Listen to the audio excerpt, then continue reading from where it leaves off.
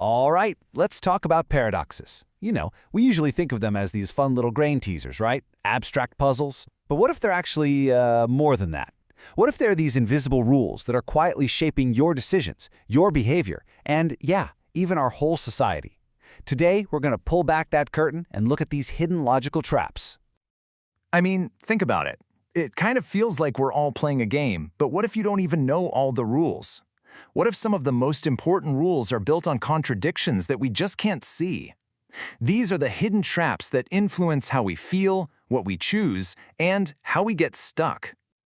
So when I say paradox, I don't just mean a confusing sentence. Let's think of it like this. A paradox is a cleverly constructed trap that's hiding behind the illusion of choice.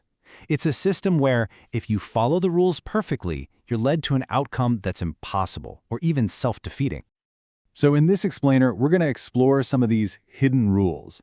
We're going to look at the paradoxes that shape us on a really personal level, the ones that secretly influence the big choices we make, and finally, the ones that are baked right into the structure of society itself. Okay, let's start with something personal.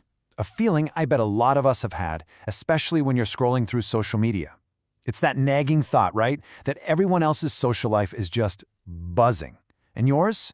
Maybe not so much. Well, it turns out that feeling is not just in your head. It's a real, documented thing called the friendship paradox, and what's wild is that this feeling isn't just psychological, it's actually mathematical. The friendship paradox takes that little personal insecurity and turns it into a predictable certainty. It's proof that this feeling isn't really about you, it's about the very way social networks are built. So how on earth does this work? Well, it's surprisingly simple. Think about it. People who have a ton of friends, we'll call them social hubs, are, just by their nature, way more likely to be in anyone's friend group, including yours. Somebody with 500 friends has 500 chances to be connected to you. Somebody with 5 friends only has 5. These hubs totally skew the average, making it a mathematical probability that your friends, on average, are more popular than you are. Now, why does this even matter? Because this little mathematical quirk has a huge impact on our mental health. Social media just throws gasoline on this fire, right? It's constantly showing us the most connected people. And this creates this totally distorted view that can drive anxiety and envy. But understanding the paradox, well, it helps you see that you're not failing. You're just comparing yourself to a skewed reality. Let's move on to another paradox, one that happens inside our own heads. It's about that exhausting chase for happiness. You decide, okay, today I'm gonna be happy. You focus on it, you pursue it, and somehow you just end up feeling stressed out and even more miserable. Yep, there's a name for that too. It's the hedonism paradox. And it perfectly captures that frustrating, self-defeating loop. The harder you chase pleasure, the faster it seems to run away. It's another one of those hidden rules that governs our internal world, and it's a huge hint that our direct, head-on approach to a problem isn't always the right one. And this just lays out the trap so perfectly. When you make happiness the goal, you become hyper-aware of your own feelings. You're constantly checking in. Am I happy yet? How about now? That pressure makes it totally impossible to just relax and actually enjoy anything. And this is the secret. Happiness is almost always a byproduct. It's the thing that shows up when we're lost in doing something meaningful, not when we're staring right at it, demanding it perform. Okay, so we've seen how these paradoxes can shape our inner lives. But what happens when the trap isn't in our heads, but it's actually in the data we're using to make some really critical decisions? I want you to imagine you're facing a really serious medical decision. You're presented with the data for 2 different treatments. Now, treatment A seems like the obvious, logical choice. Its overall success rate is higher. It's a no-brainer, right? I mean, the numbers seem pretty clear. Treatment A has an 80% success rate, a full 5 points higher than treatment B. Looking at just this, any rational person would feel pretty confident in their choice. You'd pick A.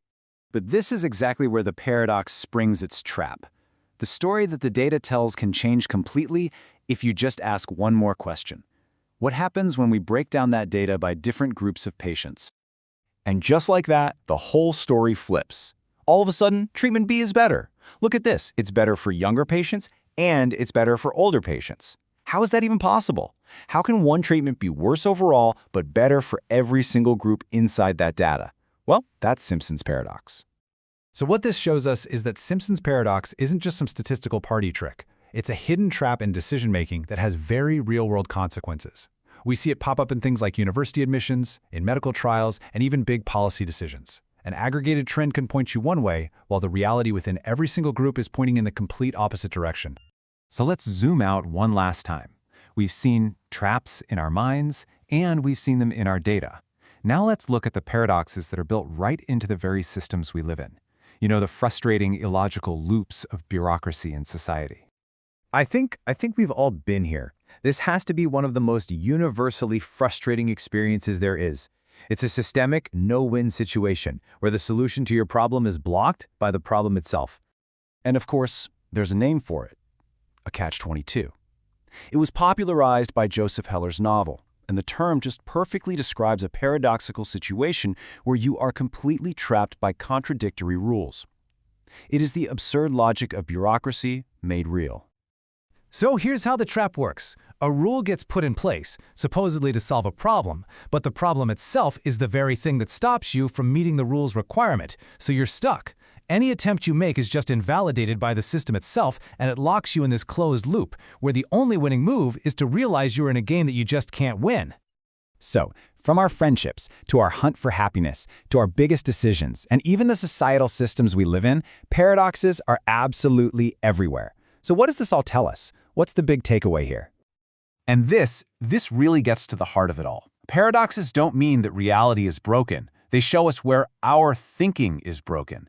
They reveal the exact point where our logic, our assumptions, and our neat little systems of thought just smash into a wall when they meet the world's real complexity.